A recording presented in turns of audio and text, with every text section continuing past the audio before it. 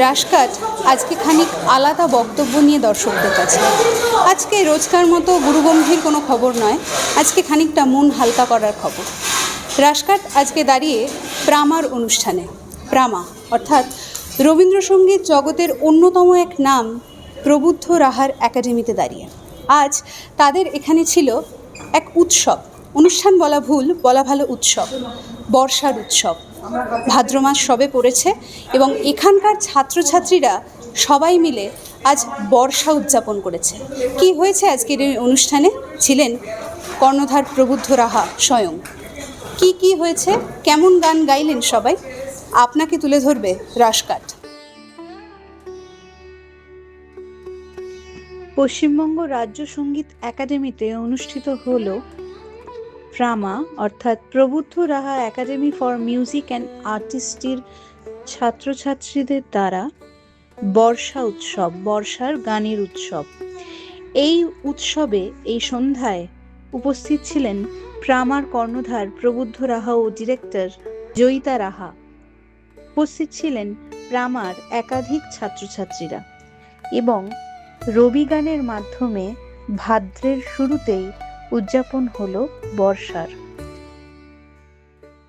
আজ রাশকাট রয়েছে এমন একজন মানুষের সঙ্গে রবীন্দ্রসঙ্গীত জগতে যাকে নক্ষত্র বলা হয়।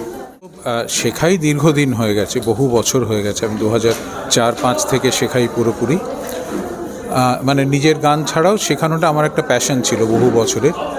তো সেইটা এই বছরে ন্যাচারালি অনেক ছাত্রছাত্রী বেড়ে যাওয়াতে যেটা হয়েছে, আমরা গত নভেম্বর মাস থেকে এটাকে একটা একাডেমিক ফর্মে একটা রূপ দেওয়ার চেষ্টা করা হয়েছে, প্রামা বলে, Prabuddha Raha academy for music and artistry. তো সেখানে আরও যাদের এতদিন ধরে নেওয়া যায়নি তাদেরও ইনক্লুড করা হয়েছে এর মধ্যে। এবং তার মধ্যে সবচেয়ে ইন্টারেস্টিং হচ্ছে একটা আমরা সেকশন রেখেছি, সেটা হচ্ছে নাম দিয়েছি আনন্দ ধ্বনি, সেটা for the senior citizens 65 years and above. সেইটা একটা খুব ইন্টারেস্টিং। বহু মানুষ শিখতে আসছেন তারা হয়তো কোনো একাকিত্বে ভোগেন, হয় হাজব্যান্ড আছে ওয়াইফ নেই, বা ওয়াইফ আছেন হাজব্যান্ড নেই, ছেলেমেয়েরা সবাই বাইরে থাকে।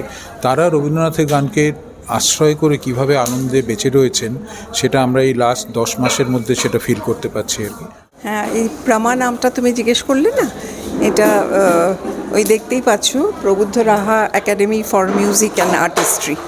তো আমাদের এটাই আমরা চেষ্টা করছি যে রবীন্দ্রনাথের গান সঠিকভাবে এবং শুদ্ধভাবে যাতে ইয়াং জেনারেশন, আমাদের জেনারেশনের পরে ইয়াং জেনারেশন যারা আসছে তারা যেন শুদ্ধভাবে সঠিকভাবে রবীন্দ্রনাথের গানকে এগিয়ে নিয়ে যেতে পারে এবং সারা পৃথিবীতে আমরা এটা ছড়িয়ে দিতে চাইছি।